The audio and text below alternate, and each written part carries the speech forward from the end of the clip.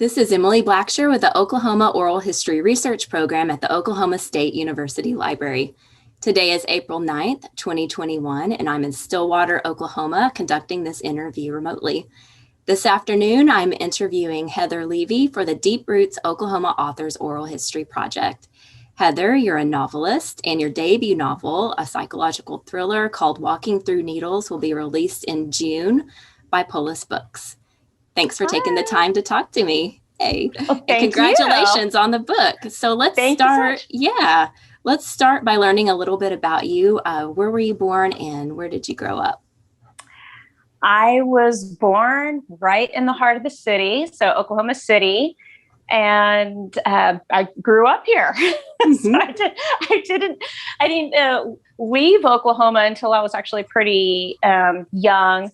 We moved around quite a bit, and a lot of people think that it was because, I was a military brat. I was not. It's just my dad did not like to keep jobs. Yeah. So we moved around quite a bit.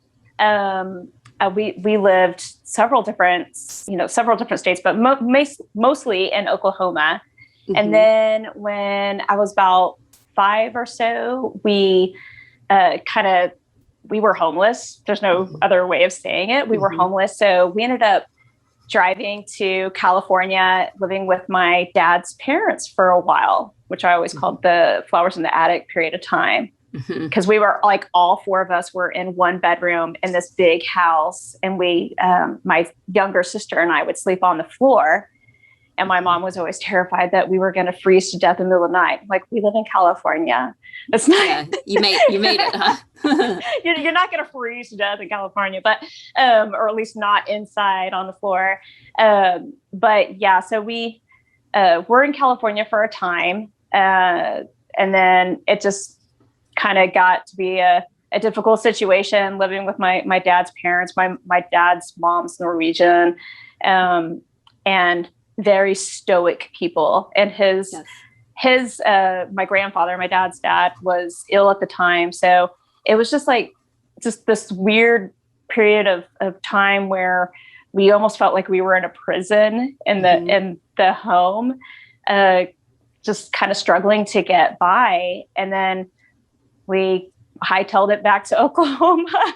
We're like, okay, we're done with California. We hate it. And I just had a lot of weird experiences and some, it wasn't like the best time living in California. So we came back to Oklahoma and still homeless. So we lived in a shelter for a good amount of time before we finally got on our feet, got into a rental place. And so we're back in Oklahoma City. And then how old were you when that all happened? So you were 5 in California, and I was 5 in California, and then we probably came back when I was 6, because I remember I went through pre-K and I had already had pre-K. Was going into first grade because they start earlier in California, or I was about to go into first grade. Had to come back here and redo kindergarten because the ages were different here. So, because I remember I was like, this is messed up. I shouldn't have to do this. I already know how to do all these things, because they are definitely, or from my experience, the education system was just different in California. They definitely start earlier and kind of get you started reading a lot earlier. But I was already reading at a pretty young age, so that didn't bother me. That's probably why I was really annoyed that I had to redo a lot of things coming back here. And then we eventually lost the rental house that we were in because of another job change. And my mom was going back to school. So we ended up living in an apartment complex, this huge apartment complex off of 10th Street, which if you're in Oklahoma City, that 10th Street is like kind of it's a dangerous place. There's a lot of dangerous areas over there. We lived on the good side of the street, as they said, which really wasn't a good side of the street. It was just that we were by a residential area. So, but it was that time, and that was probably from the age of 7 up until I left home. we were at that apartment complex. So it was kind of my first experience living almost in a community of people, because every type of person living in that apartment complex, but there were a lot of kids too, and there was a lot of diversity. Like, it wasn't like if you live in Edmond and the diversity is not going to be as great there. So I feel like that really colored my experiences. It let me see a different side of a lot of different people at a young age. But it was like the 80s. So 80s and into the 90s, and anyone who is of my age, they kind of remember that time as being, you just were knocked out the door in the morning and you came back when it was dark. Right. And who does that now? You don't send your kids out. So I look back at it as almost, yes, there were some dark times in there. But there was also kind of a magical time to just be really independent as a kid and explore and get into trouble and, take risks. I took a lot of risks that weren't always good, but it definitely, it created a lot of material for me to use later on. So you mentioned reading at an early age. Do you recall books that you enjoyed? Yeah, actually, since we were, really poor, we, any books that I got were through the library. So I remember my mom was a big reader. My dad was a big reader too. He read a lot of historical fiction. My mom read a lot of anything dealing with metaphysics. And just, she didn't read a lot. Neither of them read a ton of fiction. And I was the exact opposite. So I remember my mom taking us to the library. We'd go every week and just spending however long she would let us spend there, just sitting there looking through books. But before we were kind of in a place where we could go to a library, when I was very young, my mom used to just tell us stories. It was very oral. It was very, okay, before bedtime, I'm going to sit down, and she would tell us her own version of Cinderella, or, all these fairy tales. And then she would get us involved many times, asking us, okay, well, what happens next? And I don't know if that was just because she was just really tired. she just wanted to pass the baton to us. Yeah. But it was, for me, it was kind of the thing that started igniting my imagination and thinking about the structure of stories. I'm, there's the beginning, middle, and end to things. And so I remember my mom in particular being the person to really encourage reading and education. That was a huge thing for my mom. My dad was into education, but he didn't grow up that same way, being, with a Norwegian family. They actually were very much you don't waste time on arts. You don't waste time on these leisure things. You got to work. You got to work really hard. And you don't need to go to college for that. You just need to get your hands dirty and get it done. So my dad being an artist, they were like, no. So it was kind of, it was definitely different growing up with two parents who really encouraged education, not just as a means of, okay, you want to learn so you can grow as a person, but it was also a means to get out of poverty, because they had both experienced that, my mom in particular. So I knew from a young age, education meant opportunity of some sort. So that's kind of, that was always in the back of my mind growing up. I'm like, I got to get out of here. So I got to go to school. Yeah. What did you dream about becoming when you were little? What was your dream job?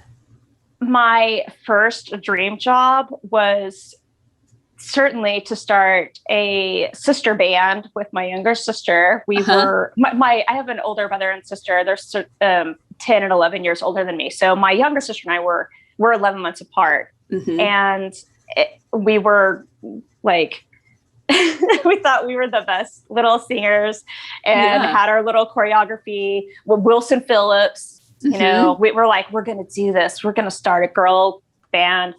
And, you know, the Go-Go's.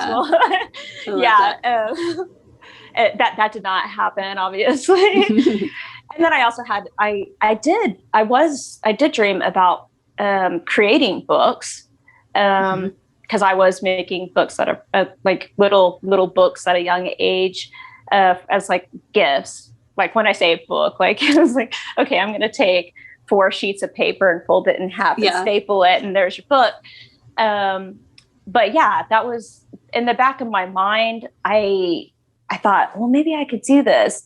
And then the older I got, I thought, that's not a viable.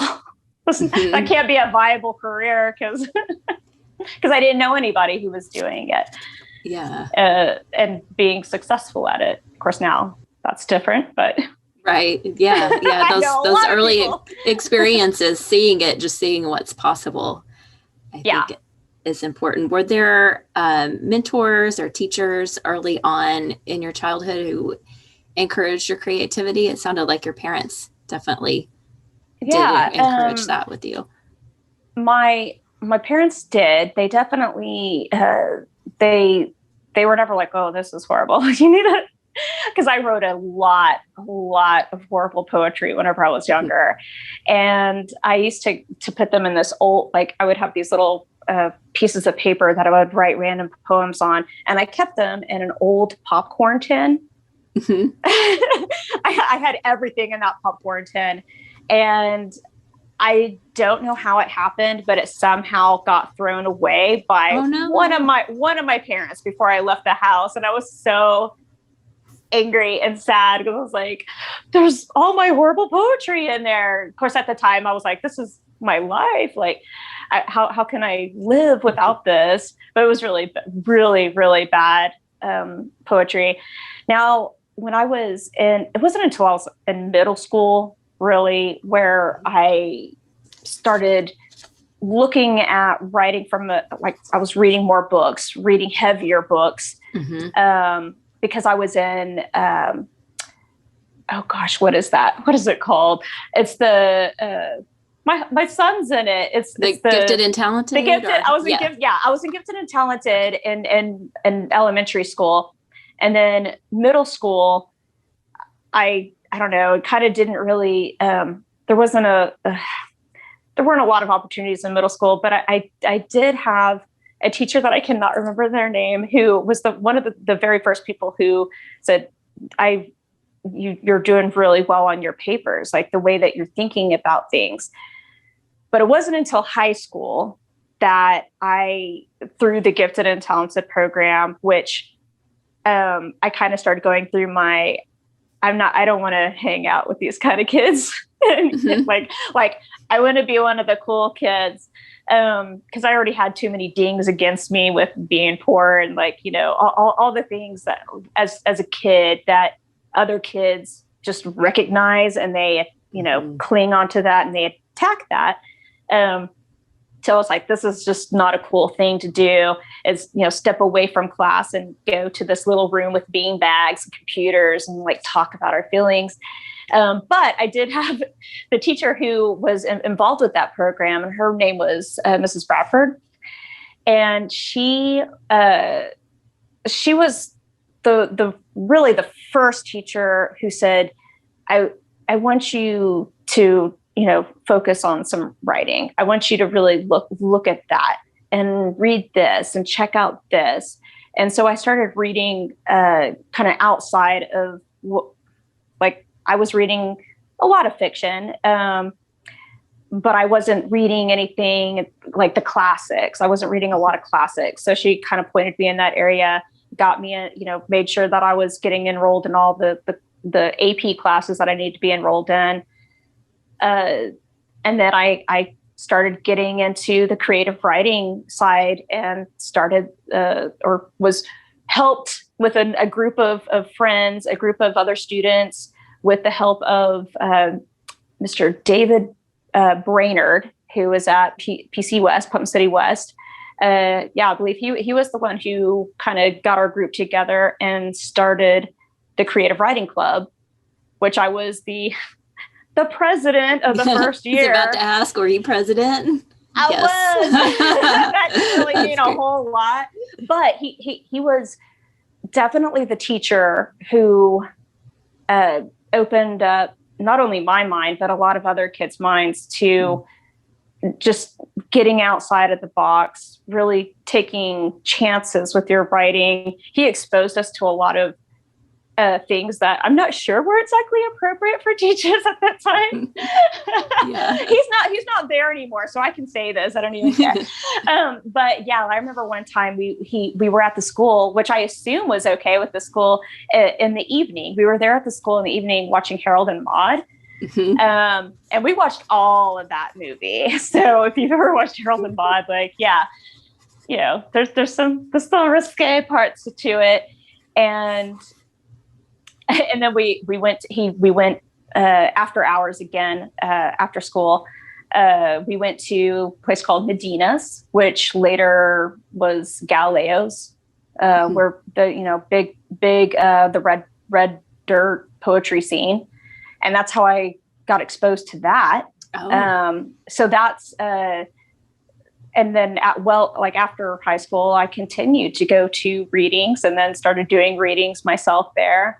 And was like a quasi regular for quite a while until, you know, as I was going through college, but, it like college was a whole, that was really where I thought, this is what I want to do, but I don't think that there's a way for me to do it, because logically I knew I needed to make money. Right. And I, at that point, hadn't really made money with writing. Yeah. I had some things published, for free, no payment. And it was all poetry. Like, some of it, okay. Some of it was like, I just knew that was probably not going to be the best way for me to get out of the poverty that I grew up living.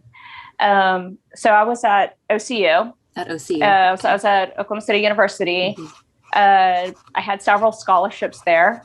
I went there for a focus on fine arts and broadcast writing, of all things. Okay, well, that makes sense. Yeah, because I was like, well, that's writing, and I can make money at it. And right, then the first class that I had, I was the only, like, I was, I'm a natural blonde, but I was probably the only natural blonde in that room, and it almost looked like tryouts for Fox News anchers. Like, it was just everybody was very tan and very blonde, and and came from such a different life experience than me. I mean, a lot of students there at that school, because it's a private school, they didn't have to worry about working. And I was working at one point 6 jobs. 6 jobs, really? To pay for school. Yeah, there were a lot. I had two jobs through the school, part-time jobs through the school. Was it the work program? Mm-hmm. And then I had a bank job. I had several mall jobs at the same time, seasonal work. Yeah, it was really crazy whenever I was there.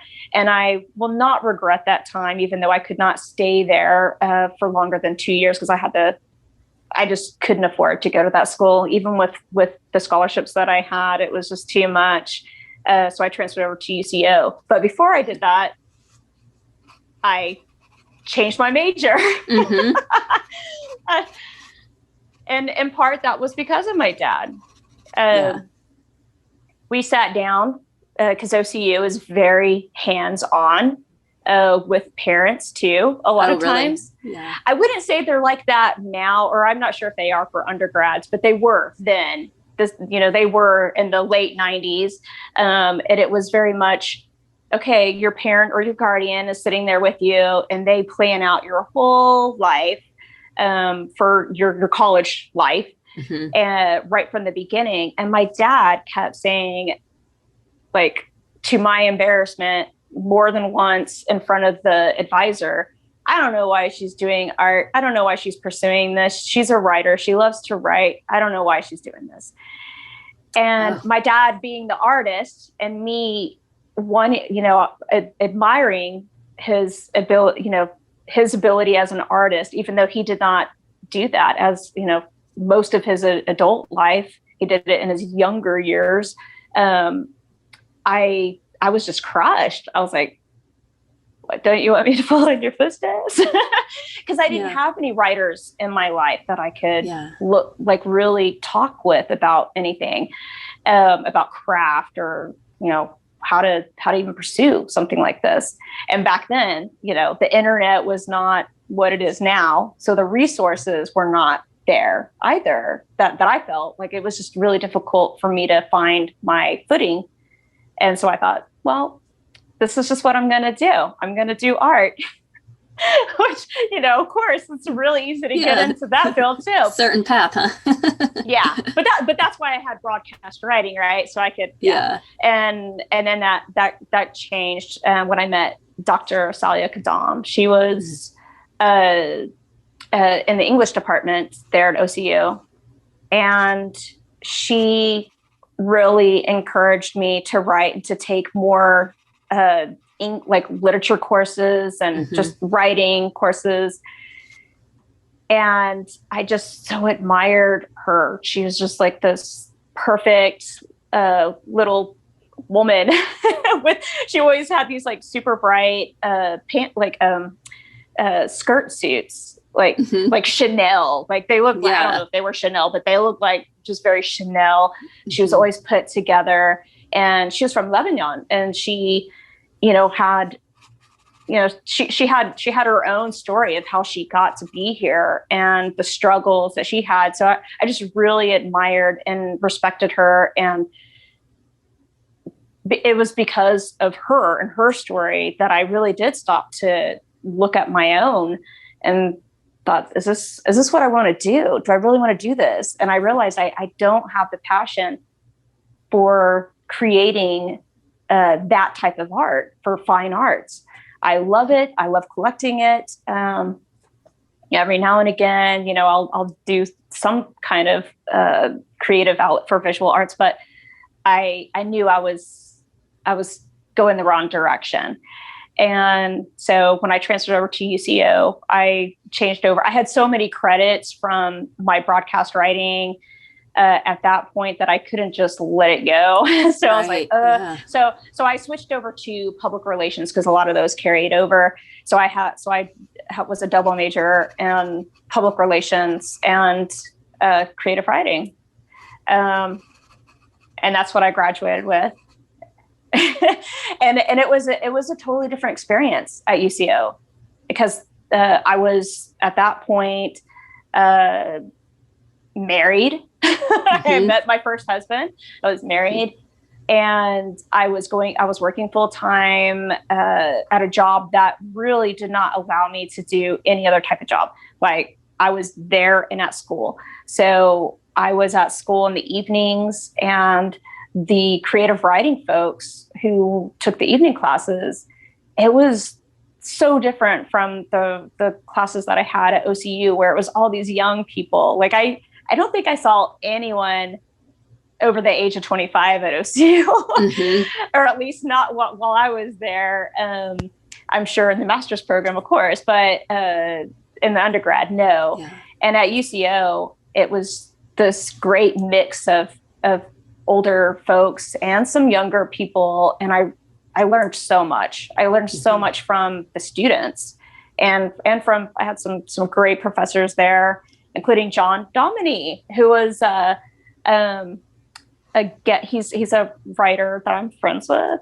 And he I don't know if how much he remembers of whenever he was there as a artist in residence, But he was another one of those kind of rogue professors. You always think of like, oh, the rogue teacher who takes you out of the class. And we had like a reading in his little, like wherever he was staying. And like, so a big group of us. And then later on, one of the students in the class, he was a cardiologist, and he's like, I want to write. So he like he did his own book and put it out, and he invited us over to this big Christmas party. And so like all the writer students, we went over to his house, and I was like, oh, this is what Rich is. Because his house was like crazy amazing. And he had this beautiful library. And I'm like, that's my goal. I want to not be a cardiologist, but I want to somehow get that library. Money to get that library. Yes. Like, floor to ceiling books, that kind of thing. So, something I had never seen before, or experienced. And, but yeah, it was a really pivotal point to see that, yeah, you can do this. And whether or not you're going to make a career out of it, like, I knew that I needed to do it. I needed to continue to write, even if, I never sold anything. And I did try to write a book many times, and it was not working. Yeah. Those early attempts though, they matter. They do matter. They matter so much. Yeah. Yes. Yeah. I think I remember reading somewhere that usually a writer has at least 2 books, completed novels under their book before, and it's usually like their third one. And I'm like, that's kind of how it was for me. It was the third one that I just couldn't let go of. And I'm like, yep, it's going to kind of beat this dead horse until someone takes it out. But it worked out, obviously. Yeah. So you're working and finishing your undergrad, and then you graduated, and then what did you do after that? I had got pregnant with my daughter, and it was one of those things with my first marriage, and we get along well. He's married to a very nice person, and they're great together, and we co-parent very well. But at that time, whenever we were married, it was I kind of took the wife and mother role to the extreme, and that I gave up any thought about having a goal of writing or a creative outlet. Like, part of that, and you sent that piece to me, that brevity piece, which was, like that kind of gets to the heart of it. Like, you can, be the mom, be the wife, and you don't have the same, or it feels like you don't have the same luxury as your partner to be able to pursue those things that make you individually happy, and give you a reason to get up. I mean, yes, your kids are always going to be a reason to get up, but outside of that, like outside of the daily task. And I really fell into, pushing his dreams. He's a writer too. He was a writer. And it was, we kind of went through this period of time where it seemed like everything was about getting his goals done. And that has nothing to say about him. It's all just kind of how our relationship worked. We just didn't communicate very well in that way. And that's led to the breakdown of the marriage. But he is a good writer, and it's odd. He doesn't write now. So, he doesn't really do anything with it. But at the time, I just kept thinking, how easy is it for him to do the things that he wants to do? And as that article kind of discussed, you develop a resentment, or you try not to develop a resentment, but it's there. You get it. And so I just kind of threw myself into motherhood and trying to be the wife that I thought I was supposed to be, which was basically emulating my mom, who just gave too much of herself. I think she didn't have anything for herself. She didn't have like hobbies or really much like friendships either. So I just thought that was just really sad. But at the time, I thought, this is what I need to do. And then when that marriage failed, it happened right during the recession. So I was going through a divorce, and now a single mom with a toddler. And I had all of that resentment and all of that, and some guilt too. And I threw it all into writing, and I wrote a lot of short fiction. I won a contest out of Canada. Really? For short fiction, for like a horror piece. I was publishing like a poetry. And then I decided I'm going to put together a chapbook of all these poems, some of which to this day, I'm like, yeah, I needed to write that. And I think that's a strong poem. Even though I never really considered myself to be a poet, I always looked at it as like a jumping off point for something larger. And so I put together a chapbook, and I would take it up to the readings at Paseo, and I sold a few, and then I gave away a bunch. And then, and there's some somewhere floating around still. But I knew at that point that I needed to start focusing more on what I wanted to do and accomplish in my life, because I have this little girl, and I can't tell her, yes, you can do the things that you want to do, when I'm not doing it myself. And I looked back at my mom always telling me, yeah, you could do this. She was very encouraging about everything. She thought I was like talented in all these things. She's like, you could do this, and you could be a dancer. Cause I loved to dance, but I never took dance lessons, because we, couldn't afford it. But as I got older, I'm like, no, like being, okay, pretty good at certain things is the same thing as having a passion for things. And I think you really need to have the passion, especially in writing, where it's so difficult to get to the point where you can have some kind of success. You have to get used to rejection, and you have to accept that as part of the process. And that's just, my mom's like, why can't you just put the book down? And like, why can't you just do these things whenever she was alive? That was like her motto. And I'm like, it just doesn't work that way, Mom. Yeah. So, I took there was like a year where I was single, that I was throwing up all this stuff, all this writing that I didn't know what to do with. And at the time, I didn't know what to call it either, because I didn't read, like I said, nonfiction. I hadn't read a whole like nonfiction works, memoir or anything like that. And I knew that there were bits and pieces of stories that I wanted to pursue. But I was so overwhelmed with the process of like going through divorce and picking up the pieces of my life that I just had to kind of put it on the back burner for a long time. And then I met my husband, my second husband. And,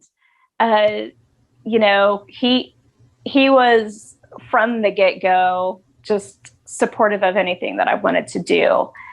And it was kind of one of those things that we were kind of trying to build our life together. And we were really happy at the beginning of everything. It was like everything was fresh and new. And then it kind of got to that point, same as with my first marriage where like I knew that I needed to do something to get my goals accomplished. Because I felt myself doing the same thing where I was like, because I encouraged him to go back to school. Because he was technically in school, but he was just kind of, my husband's much younger than me. So at the time he was 23 and I was 29. Yeah. So we were in kind of a different place as far as, I had already been through college, and so it, like, my focus kind of turned into supporting him as he was going through getting his degree, and an electrical engineering degree. So it was a long time. It was a long process. Yeah. That's intense. It's an intense degree. And it wasn't until really, and then of course my son was born. So I was pregnant and just kind of going through the motions, writing here and there, submitting here and there, but not really making that my focus. But at the same time saying, why isn't anything happening with it? Because I wasn't actually doing anything to make it happen. Right. Yeah. You have to show up. Yeah. Yeah. That was, that's kind of whenever I hear writers talk now, like, I just don't know how to get started. I'm like, you just have to do it. Like, that's really it. like, you just have to do it. You have to write, because you're not going to have anything to show for it if you don't have anything on paper. So, our son was about not even 2 years old, whenever my dad had passed, pretty suddenly. It was 2013, February 2013. And I just went through just a really kind of dark moment of the soul, right? Kind of situation where I looked at his life. I looked at my mom's life too. She was still alive at that time. And I thought, what did he accomplish? And did he accomplish the things that he really wanted to? And I determined that no, he was really, really a depressed person. And I think that was because he just kind of did what he needed to do to get by. And a lot of people do that. And it just popped into my head. I'm like, I don't want to live this way. I don't want to live this, not living. That's just, you're just getting a paycheck, scraping by, and you don't have anything to fulfill you. So I sat down and started writing on something. And then I saw that Oklahoma Contemporary was having they had writing workshops. Cause I looked at my husband, I'm like, I need something, like, I need more skills.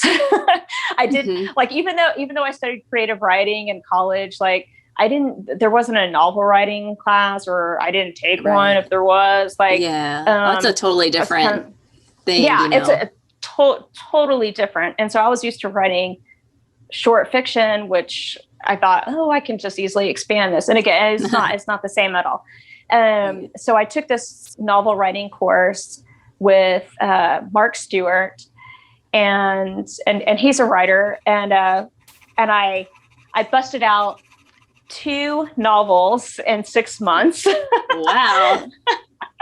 I wrote the first novel, and then I was like, I took one of the characters from that novel who actually shows up in Walking Through Needles, Dan's character, the lawyer. That's the second book that I wrote, was like all about him, which I still believe in that story, but it would need to be majorly reworked. And I have too many other things that I'm working on, but maybe someday I'll go back to him. But so at the time, I felt really good. I was like, yeah, this is, I got that writer's high, and I felt like things were really coming together. And Mark, during the workshop, I ended up taking another workshop with him, and he's like, I really think that you should look at the low residency program at OCU, the Red Earth program. And I had always wanted to go back and get my master's, but all the programs I was looking at for creative writing, they were just so intense, and just I didn't know how it would work with the schedule and having 2 kids. Like I was like, this is how it was going to work. So I looked into the Red Earth program.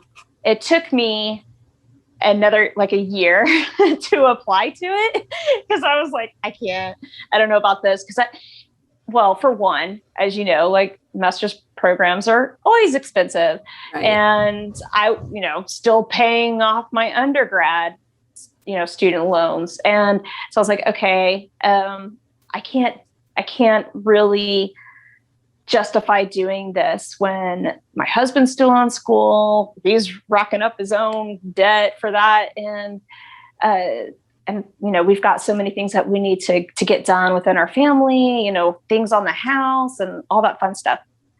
And so one day one evening, there was a faculty reading at it was like a local place here, where the faculty of the Red Earth program were reading. And my husband said, you need to go to this. We'll go to this. Because I was so nervous. To this day, he still goes with me to various events like conventions, because I know you can't tell through probably this interview, but I have really bad social anxiety. And so he went with me, and I was just shaking, because I was just so nervous to even be there.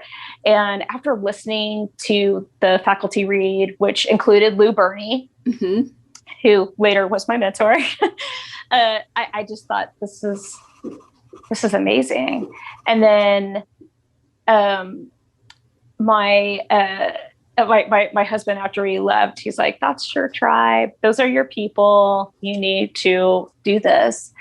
And so I got into the program because I had started writing Walking Through Needles, the very first, I don't know, I think I had to submit 20 or 25 pages of writing, and I barely scraped it in, and I had the idea, but I didn't really know what I was going to do with it so much yet.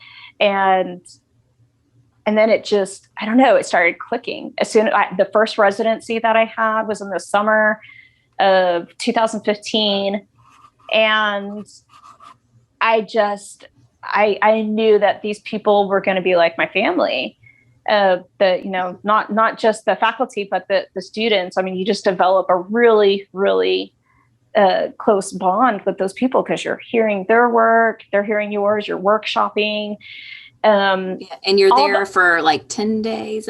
How long are the residency, since it's a low residency program? The low residency, it was twice a year. So we would meet in January and then July for 10 days each time. So it was 20 days out of the year. And then the rest of the time it was working remotely with your mentor. And I lucked out with the fact that Lou lives here.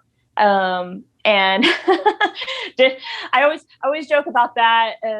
Whenever I would write, I would go to this little local coffee shop, and which sadly changed ownership during the pandemic. But Peppy and Joe's, right? Yeah. Yes, it's not the same. Oh. I mean, they're still great, but it's not the same. I don't see all the people that work there.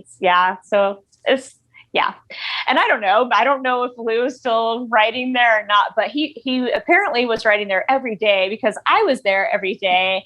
And I realized pretty quickly, I'm like, this is his spot to write, but I couldn't write in the same area as him. It was just too much, because I always thought he's looking at something that I submitted to him and he's grading it right now. Yeah. And I was I couldn't, but, but that first residency, I think there was kind of a joke that, or there's still an ongoing joke that one of the one of the mentors is Carrie Cohen, who's a memoirist, and she's great. She wrote Loose Girl, and there's like a joke that she makes everybody cry in her workshop. And by God, I did cry though. Like I didn't want to. You did. But, it's just one of those things. Like you kind of, sometimes the process can get really overwhelming, and the residencies, like I would be exhausted after them, just because of like, even though they were my people and I was really comfortable around them, it's still, being a super introvert, like it can be really exhausting to be around people, and it's just when you have so many creative people in one room, it's exhilarating too, and it spurs so much, and you're just like getting so much done within that short amount of time, like so much writing and so many ideas and exercises, and that you leave it on this high, and then you kind of have this crash afterwards, like a sugar crash. And I'm like, oh, I don't get to see my people again for another 6 months. And so it was like really hard after I graduated, because like, and I would always tell people whenever I would be paired with somebody to introduce them to the program and kind of, show them the ropes. And whenever they would graduate, I'm like, it's gonna, it'll hit you. It'll hit you. You'll always have those people, but it's hard when you're not able, especially with the pandemic, because I haven't been able to go to see my people. And once you graduate from the program, you have a lifetime. You can go back to workshops forever for free. So I think in that way, it is an amazingly cost-effective program. Like it's expensive, but you're always going to be able to take advantage of it. And the connections that I made were invaluable. Through Lou. If it weren't for Lou, I wouldn't have known about VoucherCon. And if I wouldn't have gone to VoucherCon, I wouldn't have met half of the people that I now consider friends, and who have given me so much advice and have connected me with and referred me to their agents, or, just helped me with query letters. And there's so much that you can learn within a creative writing program, within an MFA, but there's a lot that, they either don't have time to cover, or it's just not covered. And that is really the process of what do you do with this degree that costs you so much money? What year did you graduate? Did you finish your thesis and all of that? So it's a 2-year program. So I graduated the summer of 2017, which was like the most difficult year of my life, because that was the year, February of that year, 2017, was whenever my mom was diagnosed with terminal glioblastoma, so brain cancer. Oddly enough, she was taken to the hospital. It was like the day after the anniversary date of my dad's death.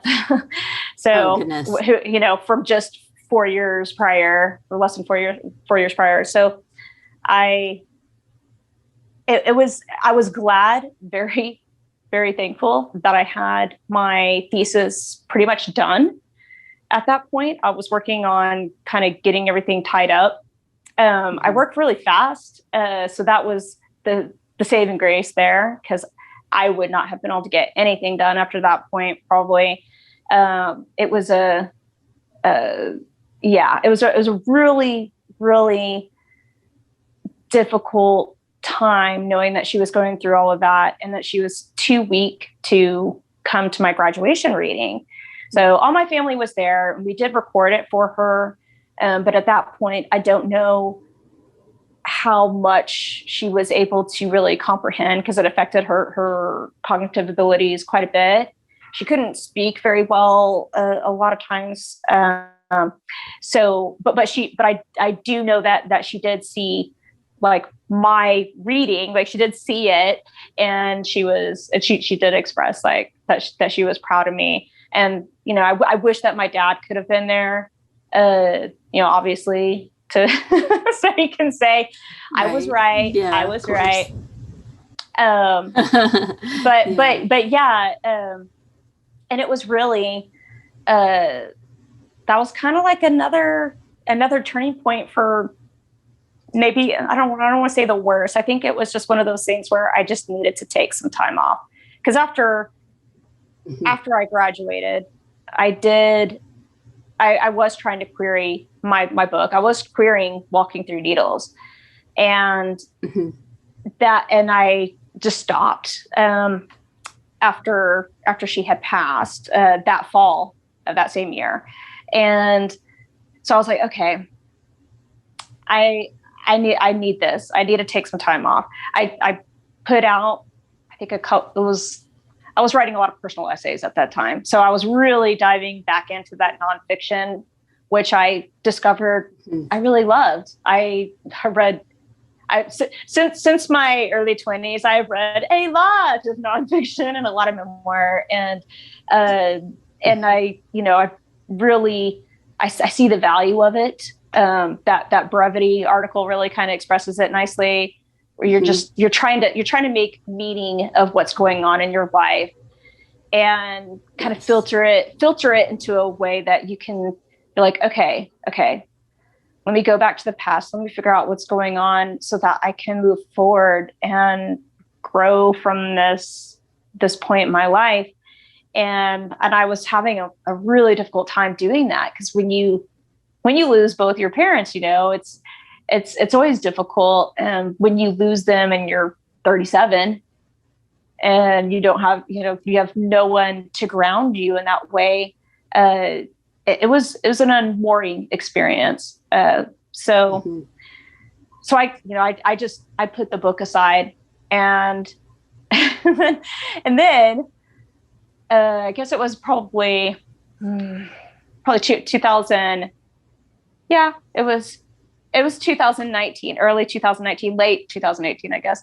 And I decided I'm going to pick this back up. And I went over it, revised it. I did a heavy revision because I had fresh eyes on it. And I thought, this is it. Yeah. This is really good. I really do like this. This is still, I still feel like this needs a home. Like, this deserves to be told. And I was querying and I did get a lot of bites and a lot of close calls with agents. And they're like, query me with your next thing. I don't know what to do with this. I love the writing. And a lot of people did love the premise of it, but they didn't know how to market it. And, if you don't know how to market something, then it's dead. And it's, I always hated hearing that. Like, I don't know how to market it. I'm like, there's really nothing that you can do about that. And in some ways it's kind of like, is it really, or do you just not, like, you personally don't know how to market it? That doesn't mean that it's not marketable. And that's something I would tell writers today. If somebody tells you something, there's not a place for it in the market, there is. It's just that particular agent may not have the contacts to get it to where it needs to go so it can be published. But yeah, I mean, we've all read some things where we're like, how the hell? But yeah, but just that belief you had in the book itself. I mean, there has to be that internal, yes, this is a story that will be told, because, who knows what the world's going to say until you find that moment to find a good fit. Yeah, you have to. I mean, you wouldn't want to work with an agent who didn't fully invest in your story, and they have to be in love with it, and they have to be in love with it as much as you're in love with it. And if you're not in love with it, then nobody's going to be in love with it. So I was just really struggling, and I knew I needed to do something. And I'm like, what else can I possibly do? I already went through an MFA. Right. But something like, I know how to construct a novel, but I didn't know what was missing in this one. So I just happened. Just ripped out my headphones. I almost did that a second ago. Oops. But it's like, yeah. But I happened to be scrolling through Facebook, And a friend, writer friend, Kelly Garrett, who wrote Hollywood Homicide, that series. And she's great. She has like kind of like, I mean, I know they're considered cozies, but it's like humorous and just really witty, just smart writing. And she was posting about Pitch Wars, and she was she had been a Pitch Wars mentee herself, and then she's been mentoring people since that time to pay it forward. And it was like a reminder of Pitch Wars, and like the deadline was the next day or something. And something clicked in me, like you get that little choo-choo, you should do this. This is an opportunity. And just that thing in my gut told me, you need to get can I cuss or should I not cuss? I'll try not to cuss. I'm really a big cusser. You can say whatever you want. Okay. I was like, get my so I had to get my shit together really fast. And then I submitted, and I think it was like 20 pages of your manuscript and kind of, whatever it was asking for. It wasn't like a whole crazy amount. And then you could submit up to 4 mentors. And I went through and I came across, I mean, there were some really great mentors that I did submit to, but the 2 that really caught my attention were Lane Fargo and Haley Sutton, who were a team. Lane Fargo was a 2017 mentee. And then her book, first book, Temper, came out. And then she selected Haley Sutton for 2018. Was it 2000? Yeah, 2018 as her mentor. And then a lot of people end up working together. A lot of mentors end up working together if they like develop a friendship or whatever. And they are friends. And but I looked at them, and they were like these really strong women. I knew they were younger than me. I knew a lot of these mentors were probably going to be younger than me, but I didn't let that deter me. They were looking for dark. There really weren't that many mentors who were okay with the types of themes that because they put their wish list.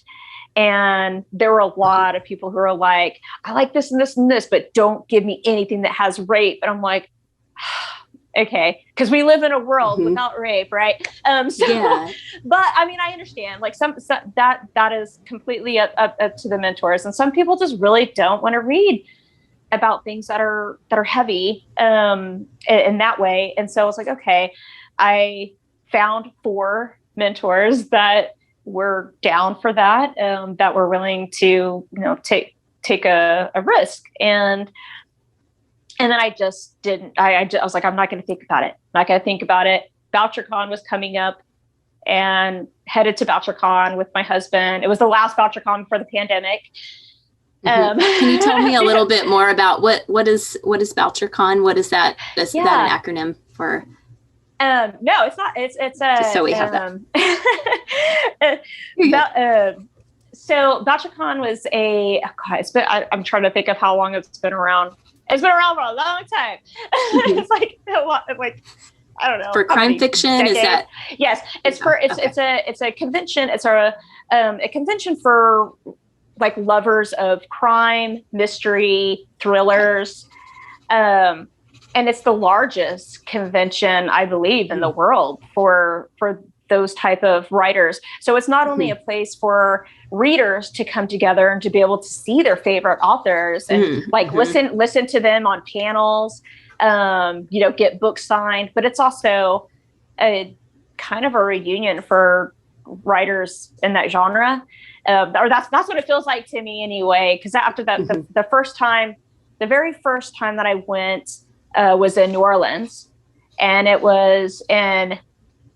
I'm like, wait, when was it? It was 2016. 2016 was the first one that I went to, and it was like no experience I had ever had, because there were thousands of people there, hundreds of writers, and it is very intimidating. I was so intimidated, but everybody was so nice. Like the crime thriller mystery writing world, the people are so nice. And I know that's not always the experience that people have within certain genres. You hear horror stories of people like, battling or having cliques and all this, but everybody's very supportive. They really push each other's work. I always try to push people's work that I enjoy in the field, and you just, you hope that people return the favor, and they do.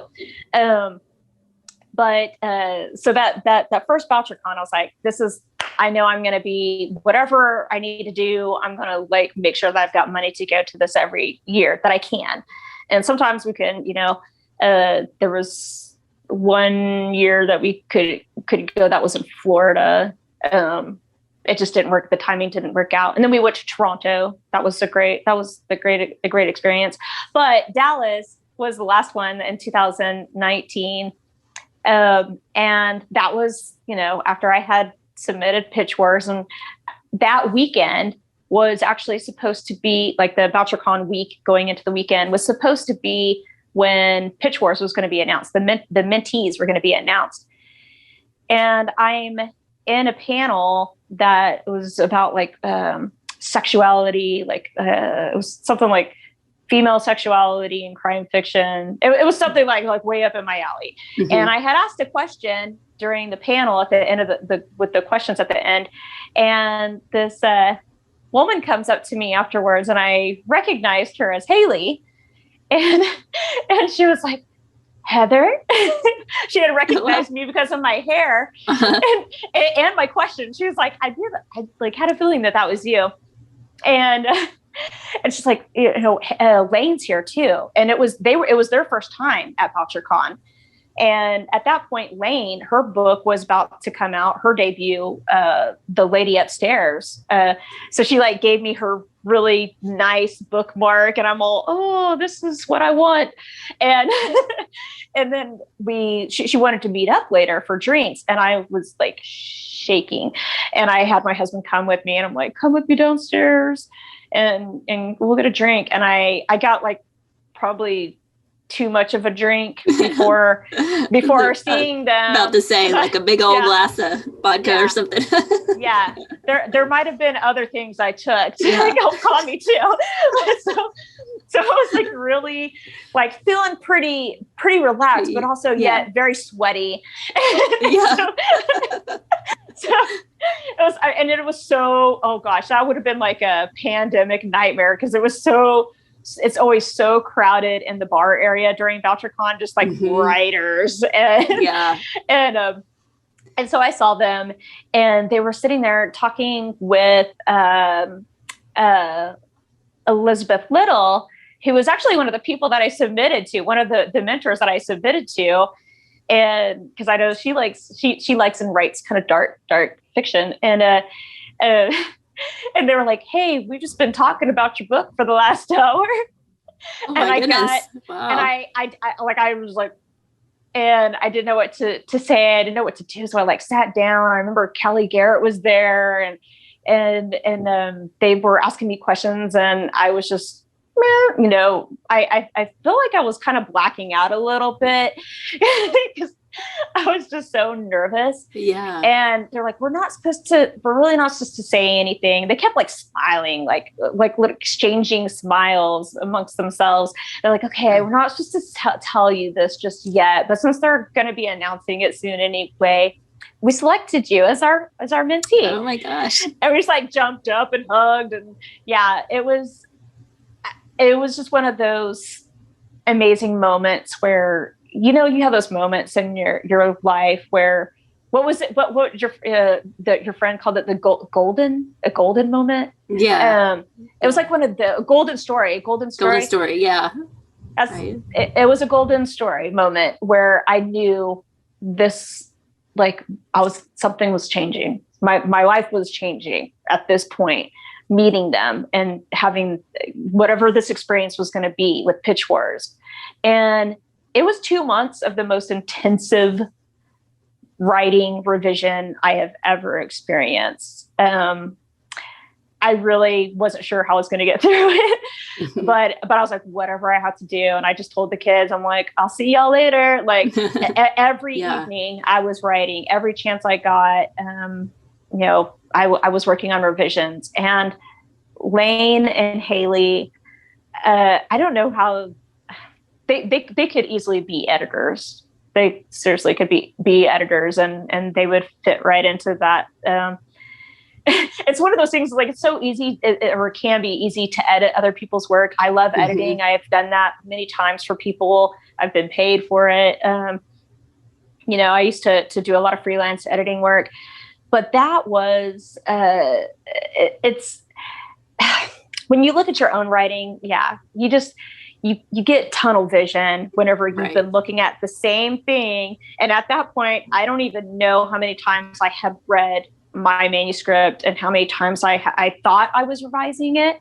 I wasn't revising it at all. I was just line editing it and changing around the words. Like, that's not revision. I learned what revision was through working with them, just the complete chopping of a book. And they were so supportive, and just the how they looked at it, and how they could just break through all the skin and the muscle and get right to the bone of it. I was like, wow, okay. And it made me look at things completely differently, like, really focus on that psychology behind what the motivations are. And a lot changed during that process. The killer changed. Oh, really? Yeah. The whodunit changed within the process of that. And a lot changed within the process, but that was a pretty big thing. Oddly enough, a lot of things that I originally had in the manuscript, like, I don't know if I should talk about how the very first scene works. We might talk about it. I don't really care. We can talk about that. Yeah, too. We can. Yeah, because we can. And I did get to read an advance copy of this. So that first scene, because we've talked about darker themes, but let's talk exactly about what one of the main my water here real quick. One of the main themes of the book is, and I'll just summarize it as pain, and I'll let you go. Yes. So the first chapter, like with a lot of writers, it kind of makes or breaks a book. It really does. Especially when you're querying it. Those first 5 pages in particular are vital. And I had changed that first scene, or the first chapter, around so many times that I knew that was a trouble spot. And they kept saying, I got water, sorry. I could feel the drip there. I know, I'm like knocking out my headphones. It's okay. So I knew something was not working with that. And Lane and Haley were like, was this what you initially wrote for this chapter? Because it almost felt kind of tacked on. And I'm like, no, it wasn't. Actually, the very first chapter was my protagonist masturbating and choking herself as she does it. And they just kind of paused, because we were on a Zoom call, and they're like, why aren't you starting with that? That's what you need to start with. And then I kind of, we were going over, the whodunit part of it, which was also very different in my very first draft. And they're like, yeah, that's what you should, that's it. That's it. You should be doing that. And so, and I won't say who it was, the who done, obviously. I'm not going to say I'm not going to say who it is now, but I'm certainly not going to say who it was before. But I'll just say it works out much better this way. But yeah, that first scene is just like, that's why it wasn't working before, because you need that first scene of seeing where Sam, my protagonist, is with her sexuality, and before anything else happens in her life, how she is, and pain is, it's a big theme in the book, probably the most important theme, along with the self-acceptance. And that's really her biggest arc is accepting that. And, she wants love. She wants a lot of the things that most people probably want in life. But that was a barrier for her, with her intimacy, being able to be intimate with someone and having them accept her for her masochism. And there was a book that whenever I was in the Pitch Wars mentorship with Lane and Haley, they had an advanced reader copy of My Dark Vanessa, and which is by, her name's like Kate Elizabeth Russell, I believe. It's either Kate Elizabeth or Elizabeth Kate. I'm pretty sure it's Kate Elizabeth Russell. And it was, it was a big book. Like, she got a blurb from Stephen King. Oh. Yeah, you're gold when that happens. And it was her debut. And they were like, we really feel like you should read this book. So I read it, and I enjoyed it. She really looks at consent, and in the age of Me Too. And in the book, and I'm not saying anything that the blurb doesn't talk about, the book description, but the character in the book has a relationship with her teacher, and she's 15. And it's, she doesn't necessarily look at it as an abusive situation. And so it really, it brought up a lot of questions about what is consent, and how does consent work within our society when your idea of consent is different from maybe societal norms. And and then it kind of it played into with my own book, which is why I realized why they wanted me to read it, to kind of be able to examine that even further in the draft. The manuscript that I already had was really focusing on, okay, yes, my character doesn't have consent, but that doesn't always necessarily mean that the things that are happening to a person isn't something that they wouldn't normally want to happen, right, given they had the option of consent. And that's a distinction I hope that people will make when they read it, because I know that that's going to be a big sticking point with a lot of people who may not understand her character. I think a lot of people will probably lean into Eric, who's the other protagonist, and with his character. And that's why I needed his voice there too, because I had plenty of people who were like, well, why don't you just make it all in her point of view? I'm like, because she's I think we need the balance. There was Eric's a lot of balance between the two of them, because he didn't necessarily understand why she wanted what she wanted.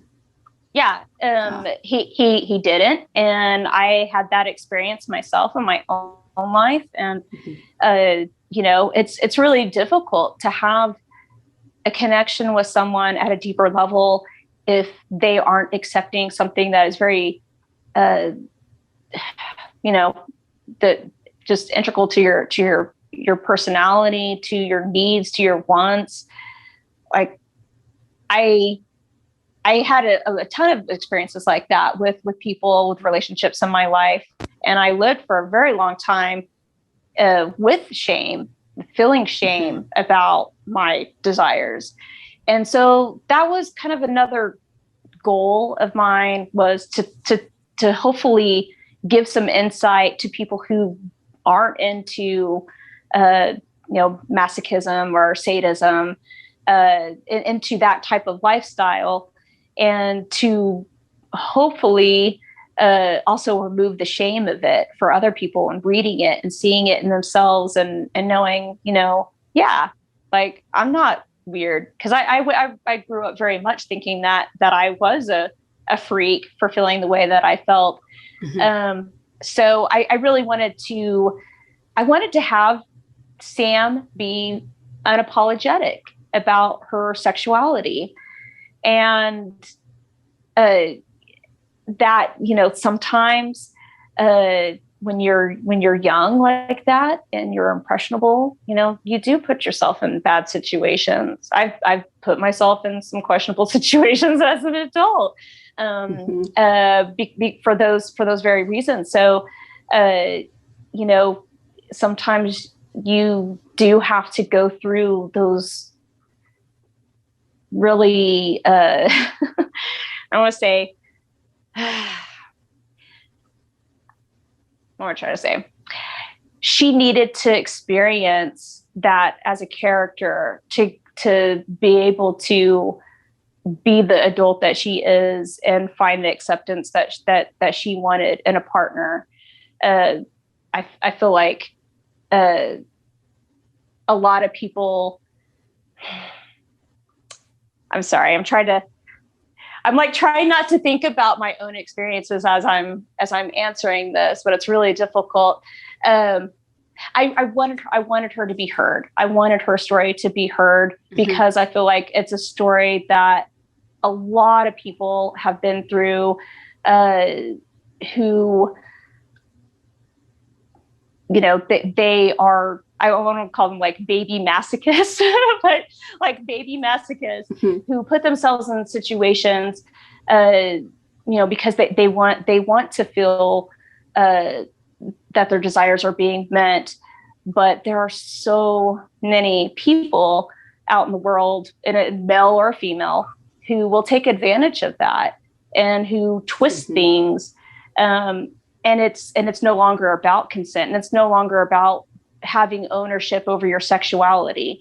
And that's why it was really pivotal to show that change in her, to see that moment where she does have power, and she's kind of presented with this opportunity. I won't go into that too much, but like she's like, no, like there's a part you read, like she's like, no, I don't have to like, I don't have to let this happen. I don't have to, I'm older now. It's a different situation. I'm not living in the past as this teen girl, who doesn't have a say in what's going on. Like I do have a say now. So, but yeah, pain in itself within the book, we kind of talked about before, about how it really helps some people transcend that, the moment that they're in, or not transcend, but it lets them live in the moment that they're in. Any time, if you think about like throughout your life, all those really painful moments in your life, and not just like physical pain, but mental, emotional pain, you feel so in that moment, like you're not going to get out of it. And those can, that's a negative thing, right? Like, how am I going to get out of this?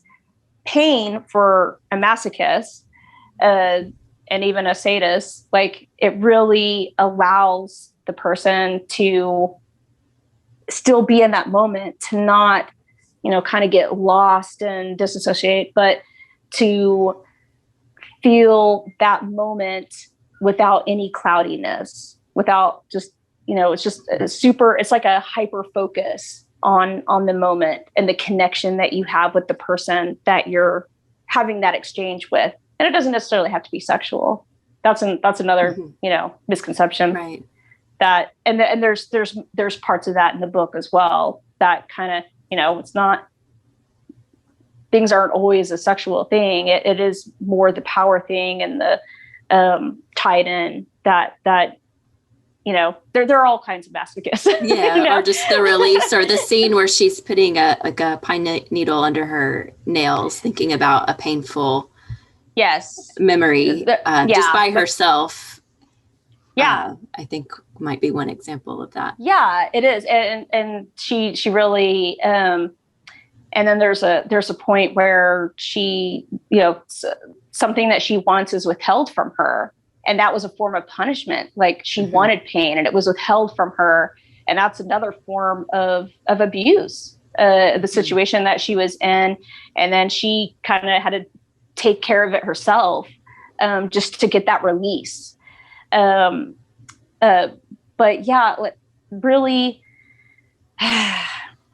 that's going to be the sticking point with a lot of people, is just trying to understand how someone could want that, and trying to explain it to, because we kind of talked about that before too, trying to explain that to someone who doesn't have those desires can be really difficult. And I hope that I kind of I hope that I explained it better in the book than I am explaining it now. Yeah, I feel like my sugars are dropping. I'm like, no. It's very, I'll just say, it's very nuanced in the way that you talk about it. And it's,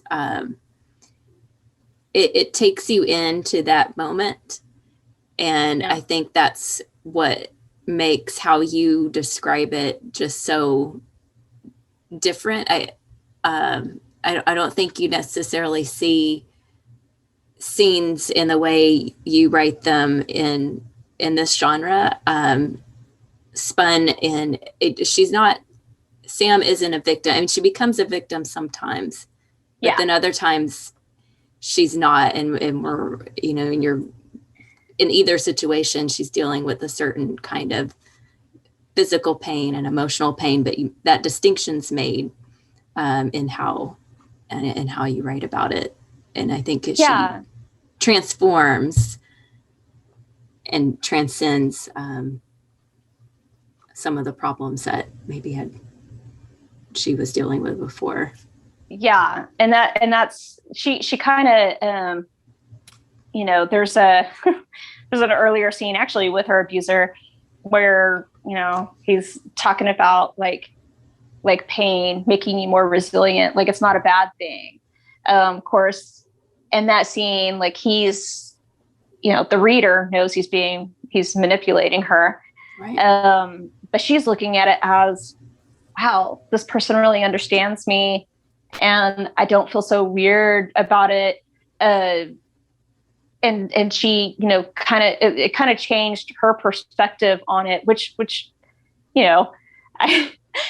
I know some people are like, well, that's, I don't know if I want the antagonist to be the one teaching somebody a lesson. But like sometimes that happens. Actually, many times that happens. I would say most of the time that happens. The antagonist is gonna be the one who is, a lot of times you're reading a book and it's like some random secondary character who, here's the lesson that you're supposed to learn throughout the book.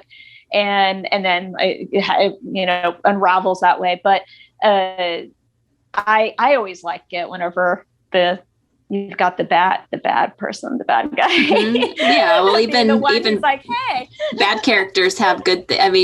No one's all good or all bad, and I think that reflects life as well. Yeah, and that was kind of that was another thing too. Is like just I wanted to be able to show as many aspects as I could of that character, of the abuser, so that, they're not just lumped into this, okay, that you're dismissed now because you're a bad person. Because like you said, not all characters are all good and bad, just like people. But I really, I wanted to have that connection between the two of them so that the reader would understand how she could fall into that situation and not even realize it. where it was going. But then, as you said, she kind of, sometimes she's a victim, and sometimes she definitely has control over a situation, or has the semblance of control. Like, yes, doing things that she knows are going to trigger the person, and to meet her own, like, her own desires, to be able to have what she wants. And that's what makes her, I think, a kind of a complicated character that people will either, I don't know if they would like her. I don't know how many people will like her. But I think that I hope that they will understand her, and see her in a different way through the eyes of Eric, through the other protagonists. And that was another big reason why his voice needed to be there, to show the softer side of her, that she's not just this really hard person, this like, stone person that you can't crack to get to the center of her. Yeah. Like, she is vulnerable. She is very vulnerable. But he is too. So they work. They work well together. I thought they work well together, because their roles are kind of reversed. You got she's got more of the sort of masculine energy. He's got more of the feminine energy, or what we could consider like the nurturing and right. that fine stuff. Which I'm not gonna lie, that's completely my relationship with my husband. I'm very much like the take charge person. Not that he doesn't on occasion, but like he's very much the kind of supportive person, and and that's why it's always surprising whenever people learn about our proclivities. Yeah. Like, what? Oh, people are surprising. That's I'm like, life fun.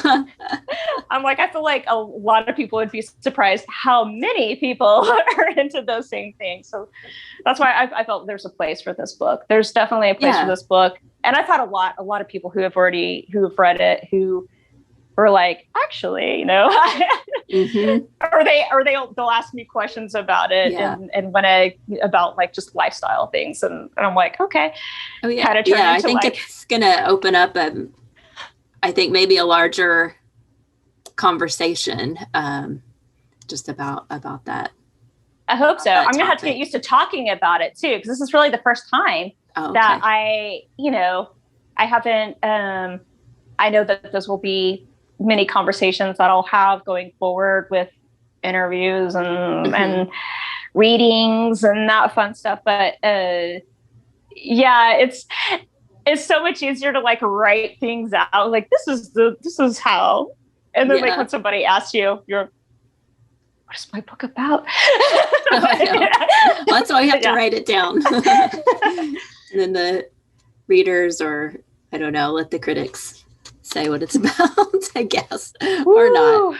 Yeah. So you're coming at a really good time. Well, scary time, because the galleys came out about a month ago, and publication at the end of June, and now it's like waiting for trade reviews. So that's like the nerve-wracking part. Is just okay. I need to get some good trade reviews, and then if it's not a good trade review, you just like, I don't know what you do. You just ignore it and don't post about it, I guess. Yeah. Ignore it. Yeah. But the feedback so far, though, on the blurbs that I've received from some writers that I really admire have been encouraging. So I hope, I've had, I can see like reviews on NetGalley, the service for event the ARCs, and I'm like, there's like the one person who's like, I just wasn't for me. 2 stars. I'm like, can I get a little bit more explanation?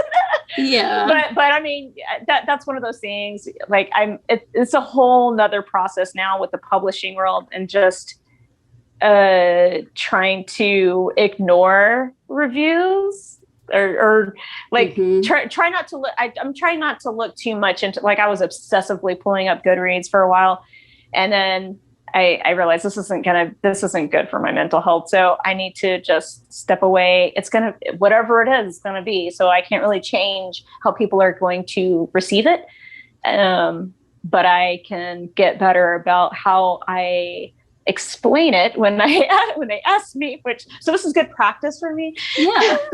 Yeah. Well, this is an interesting and a moment in time for you too. What do you think you've learned about yourself as a writer through all of this, especially getting this novel published?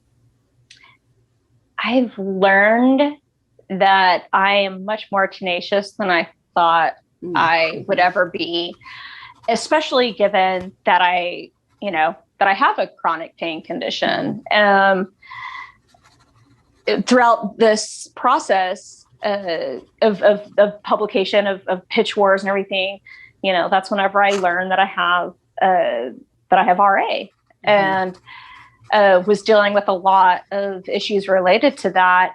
And there were so many times where I thought, this is it. Like, I'm not going to be able to, how am I going to write? I'm not going to be able to continue writing because I can barely use my hands some days. But as treatment gets better, and as, we kind of find out what works, it gets better.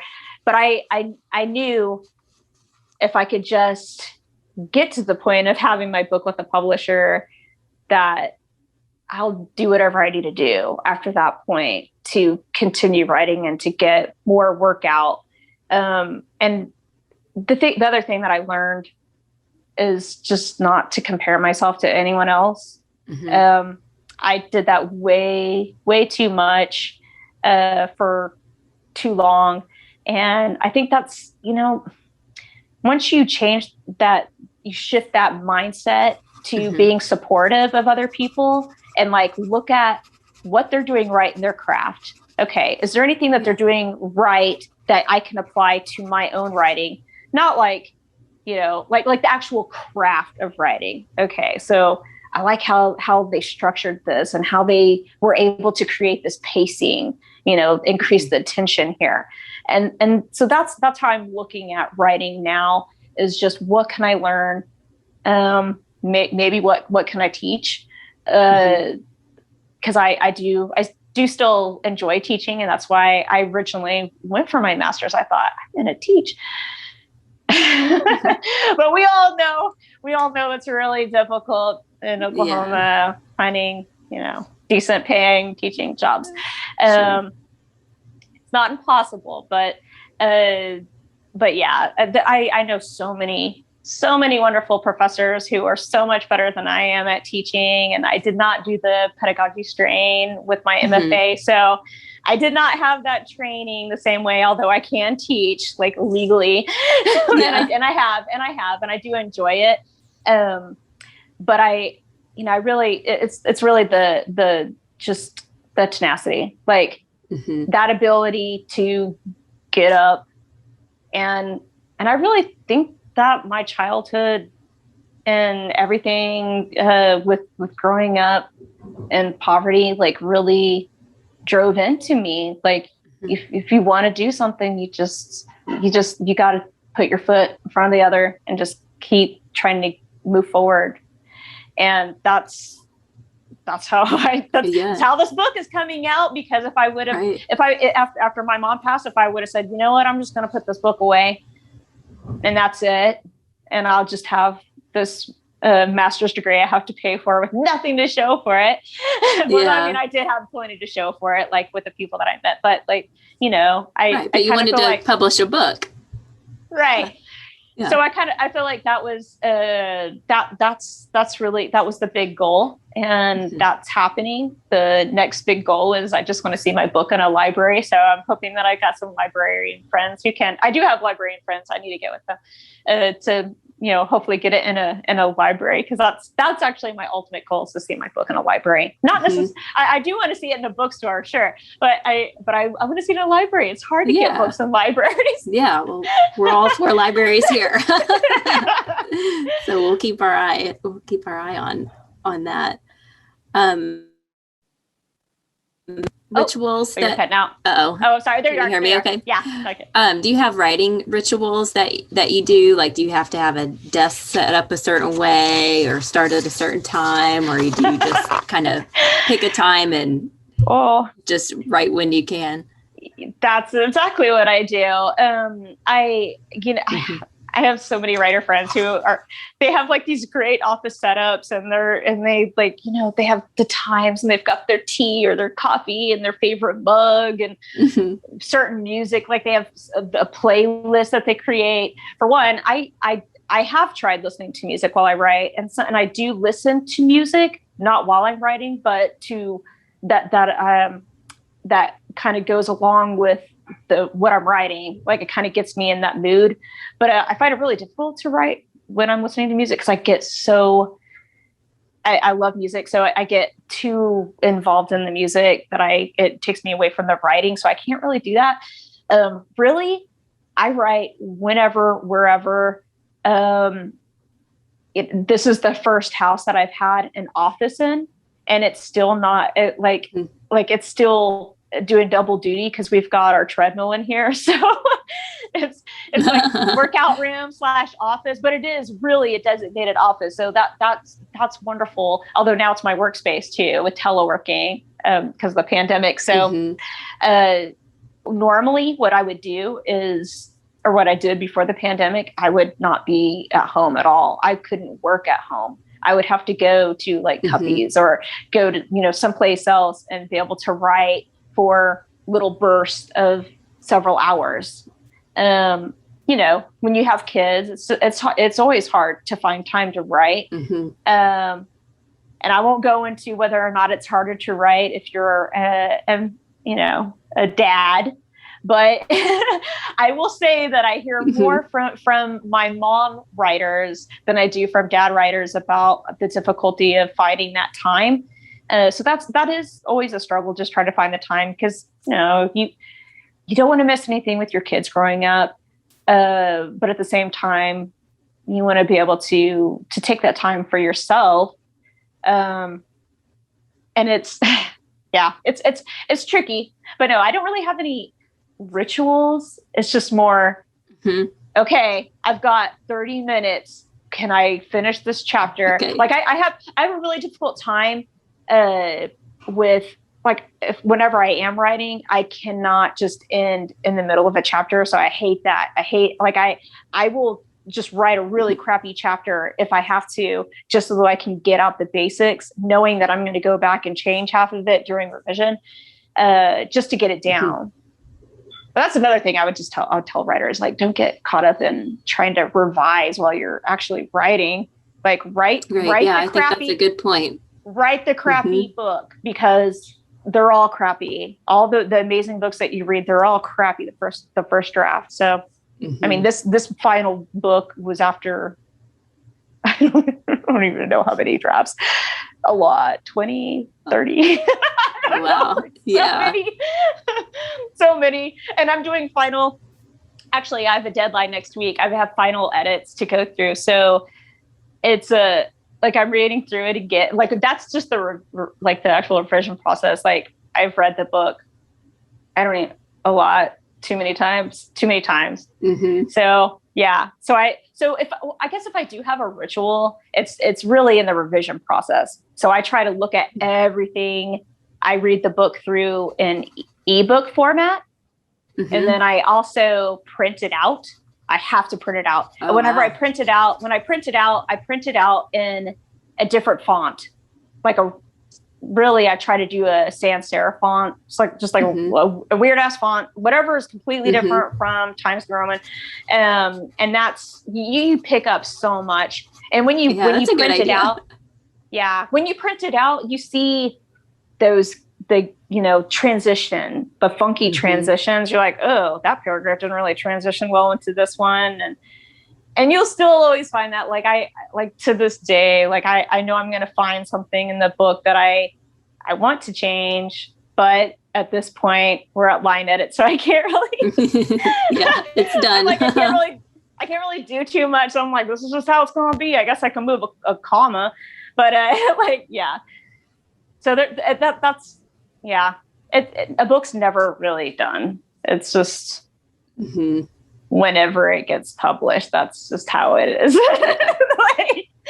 Done for now. So what are you working on?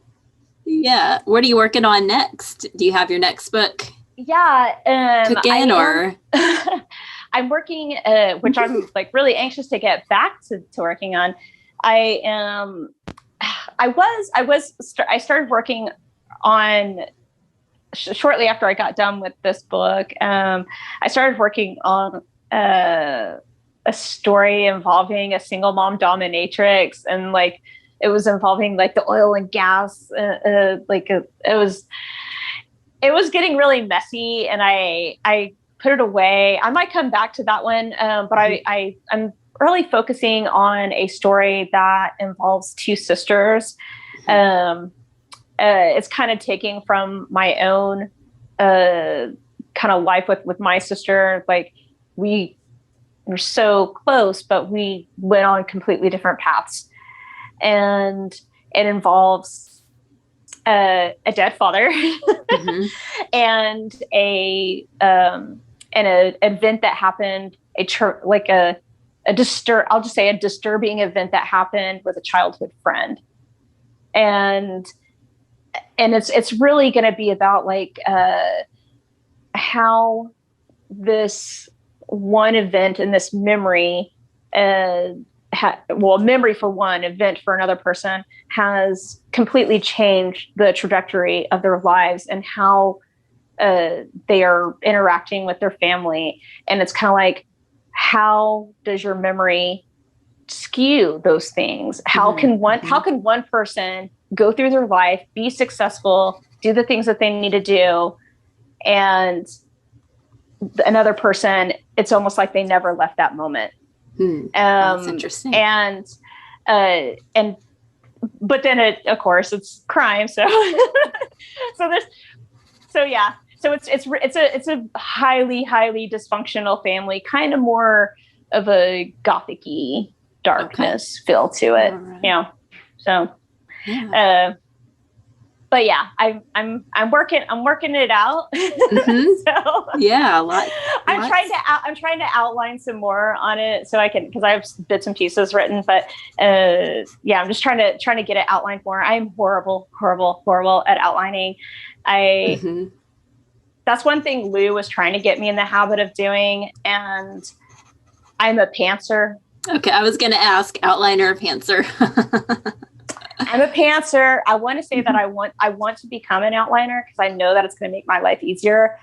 I'll tell you one thing that Lane and Haley introduced me to was, oh God, now I want to pull up the book, but I don't want to get off this call. But it's How to Save the Cat. I think that's what it's called. How to Save the Cat. And it's basically like it's a craft book, and it's explaining the process of writing a novel, almost like like in a linear fashion. Like this is the percentage of a book where you need to have this. You need to have this done. You need, this is the dark moment of the soul. This is your like it breaks it down into like a percentage, which I don't necessarily like following those kind of rules. And my book certainly doesn't follow those rules exactly, but it did help. Reading that book did help me figure out where the pacing issues were, so I could, address that more easily. So I would if you find a good craft book, those can be so helpful. And I haven't used them enough in the past. and I Stephen King's On Writing is a classic. I love it. It's kind of like, he made me so scared to use adverbs, but I really don't. I avoid adverbs like the plague. I go through another thing. I realize you just have to kind of go through and see what weird ass words that you use over and over again. And then it changes with every book. This last book, was one that I don't know why, like I had so many that's, but I just read a book. I won't say who it was by, but I just read a book and I kept seeing met their gaze. And I just looked it up just to see how many met their gazes were in the book. There were 60 met their gazes in the book. And so I always recommend to people, like, if you kind of like, you'll kind of go through and see some things that will poke out. And, you know, as a writer, sometimes you just get things on the page just to get it on the page. And you don't realize until, you know, down the road that you're just repeating the same freaking word or phrase over and over again. So I just do a, you know, Control F. Yeah. Like I do. And just change them all. Yeah. And that helps. But yeah, it's just like every new writing project. So it's a new learning process. And if you're not continuously learning, then, or you don't want to learn, I don't know what writer's doing then. You're going to have a hard time. They're going to have a really hard time if they're not willing to take critique or, you know, open themselves up to it. So yeah, always room to evolve and I think learn something new. Yes. Well, I feel like we covered a lot. Was there anything else you wanted to talk about that you mentioned? Go get my book. Yes. When people hear this, I don't know. Like, if you're hearing this and it's in the future, this will be in the future, maybe a year from now. But this will be like a year from now in the future, and then I just encourage everybody, every writer out there, don't give up. You know, I'm gonna be 42 later this year, so I'm 41. My first book coming out, and that's just 1 year after the date that I kind of gave myself. I always told myself, you got to have a book by the time you turn 40 or you're not a real writer. And then I read, like, my one of my favorite writers growing up was Pamela Sargent. And she's a sci-fi writer, actually. She kind of writes like humanistic, I call it humanistic sci-fi. Because it's very kind of grounded in sci-fi. And she wrote the epic Shore of Women. She was the first writer that I was like, I want to be a writer. Like, I really want to be a writer. I want to do this. I want to create this emotion like this. And she didn't get going until her 40s. So, and now she's I think she was like she would have been a little older than my mom. So yeah, or around my mom's age. Yeah. So it's like, it's not too late. It's never too late. Yeah. So. I love that. Well, I think that's a great note to end on. And I thank you so much for your time, Heather. What a pleasure to have you. Well, thank you so much. It was great. Had a lot of fun.